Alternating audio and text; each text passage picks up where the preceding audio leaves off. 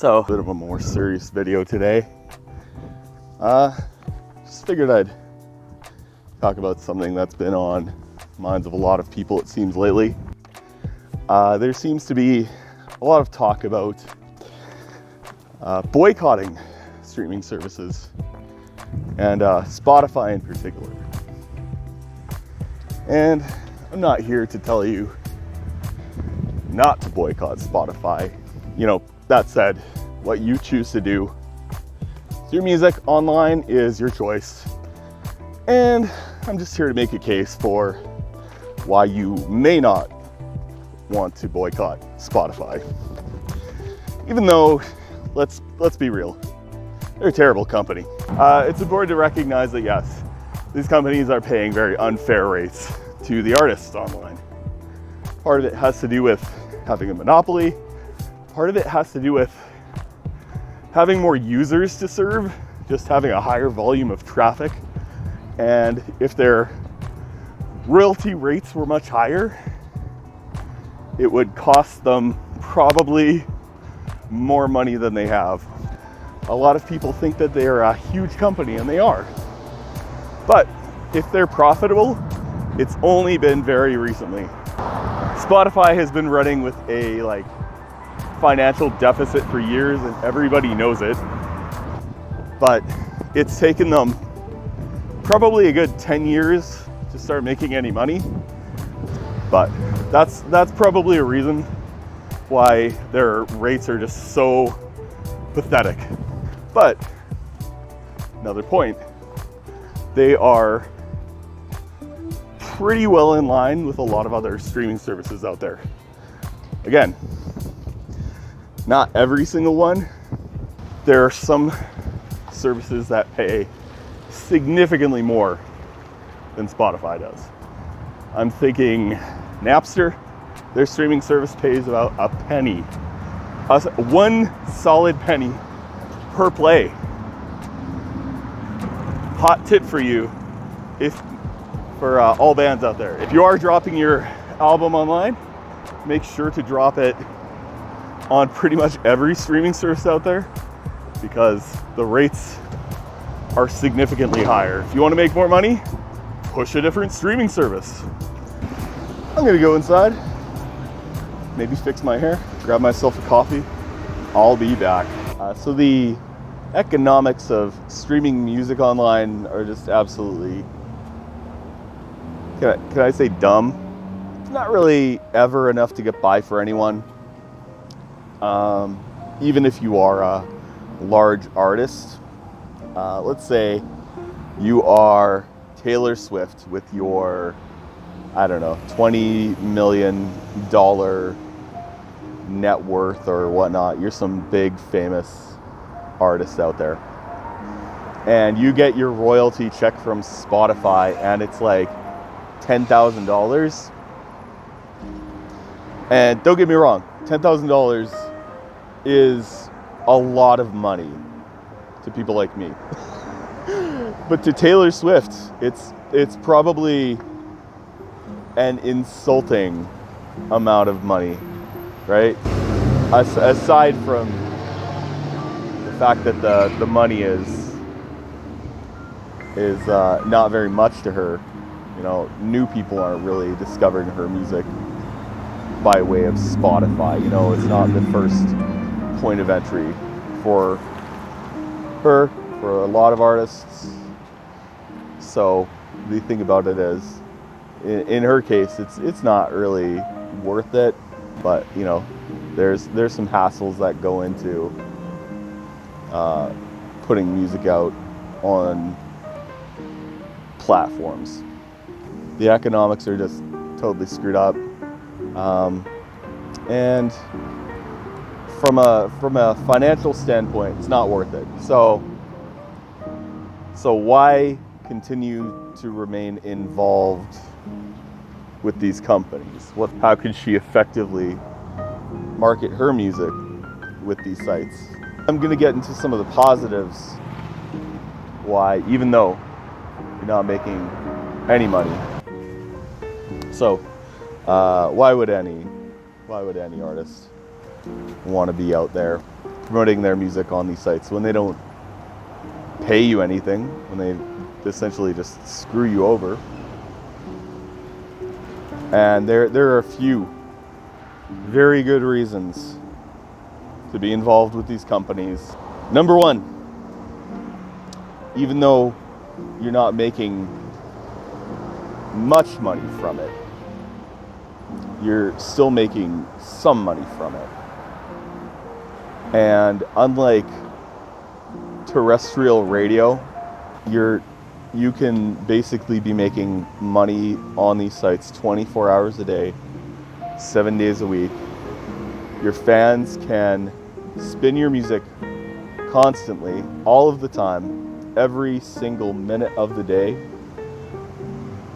and you will still make some money. It might not be a lot, but it will be less than zero. And that's income that goes beyond your album sales. That's income that you can think of as being permanent, almost as being infinite in a way, because it can be ongoing, and it can be somewhat profitable. Another thing to consider is these artists who are huge, who are making who have these huge singles. These artists who will, release a single that's got about 100 million plays on it on Spotify, end up with 10 grand. A lot of these artists also have these contracts where, managers and the record label and all of these other entities are out there, and they're getting their fingers in the pie. Whereas for an independent artist who is getting 100% of their royalty, who doesn't have to pay their PR person or their marketing department or their record label back, all of that, that's going to help impact your royalties in a very positive way. And that's one reason why it can be a positive to be an independent artist, because you have less people infringing on those royalties on a regular basis. Because that's how the music industry is set up. It's set up to just basically screw artists as much as possible. We all know that. In a sense, nothing has really changed. It's still the exact same paradigm where artists walk away with pennies while big wigs get to drive, like a Lamborghini, right? The second thing to consider with regards to these streaming sites is piracy. Now, I'm not here to debate whether or not piracy for music is a good thing. I've put out so much music for free and still found my music being pirated. It's actually kind of funny in a sense. But piracy, that's one place where Spotify and Deezer and all of these other streaming sites can have a positive impact. If you are concerned with piracy, the one thing that you want to do is to make your music as accessible as possible. Putting it behind a walled garden is not going to help prevent your music from getting stolen. It's not. People will upload your music whether or not you want to have it uploaded. You almost have no control over what people do with your music if you are a recording artist. There is almost no way to stop it. Eventually, your music's gonna get leaked and it's gonna get put online essentially forever. There are very few instances of music being out there that have not been pirated. The perfect example is the Wu-Tang album, Once a Time in Shaolin. That's the one that's Martin Shkreli bought for about $2 million. And even that album that was meant to have exactly one copy, you needed to buy the CD, and that was supposed to be the only way that you could hear it. Martin Shkreli leaked snippets of these songs online. And granted, these are just fragments of the songs, but he's still out there leaking the music. Because a lot of people They find music to be a very social thing. It's how a lot of people connect with each other. You know, most of my friends online, people in my peer group, we've connected over music. It might not be the same music that we love, but the fact is, music fans kind of tend to bunch together, and it's, in a sense, how a lot of people connect. So part of that connection is sharing. You know, I found a cool band. I want to share this with my friends. So if that band is not available online, what do? You post the album online. In a way, it's almost like a force of nature. So how do you prevent piracy when it's almost, I'd say pretty much well, an inevitability? You need to become the pirate. You need to ensure that your music is as available as possible so people have no reason to pirate it. So you put it on Spotify and you allow people to stream it, where even though you're getting fractions of a penny, you're still getting more than you would have gotten had you not had that album online, had you not made it accessible to people. You were still making more money with that album on Spotify or that streaming service. And you are preventing, in a sense, lost sales, because, you know, a lot of people who are streaming stuff on Spotify, they may not necessarily be interested in picking the album up. They may not necessarily be interested in following your career. Maybe they just want to check you out. So, you know, that's one way that they can access your album without having to resort to shady downloads. That's number 2, preventing piracy. The third would be market,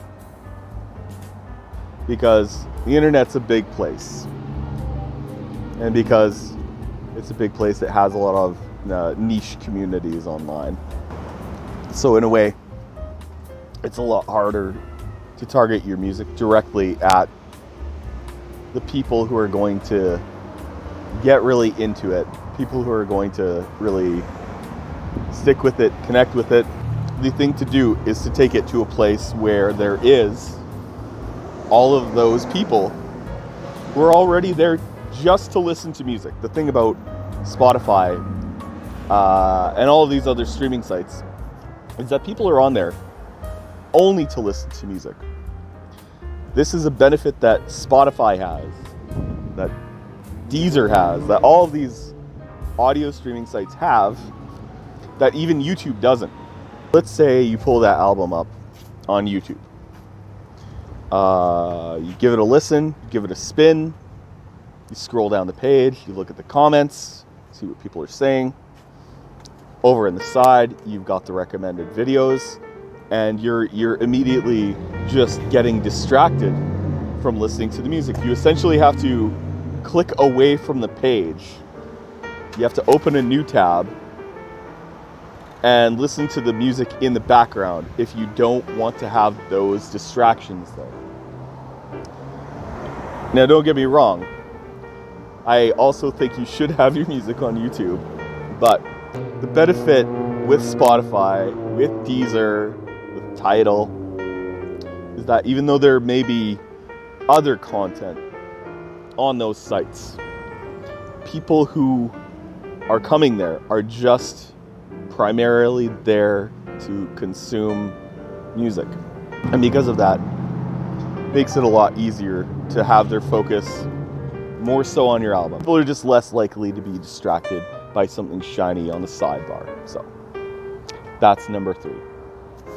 One of the other kind of tangential reasons why you might want to be on those platforms, as opposed to not being on those platforms, is really just the size of them.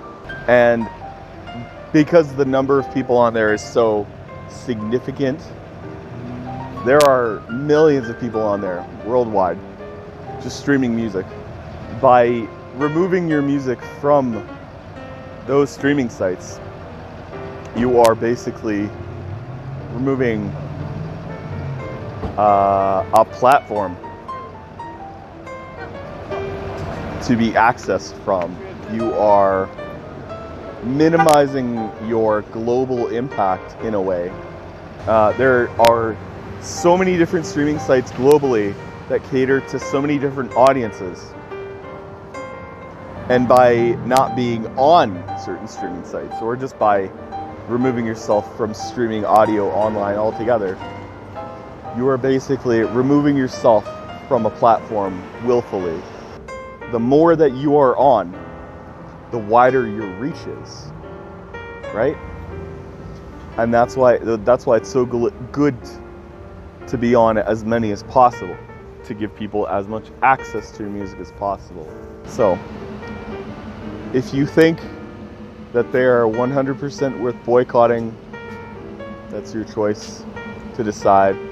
But with everything in life, there are usually positives along to go with the negatives. So please feel free to let me know what you think. And thank you for watching.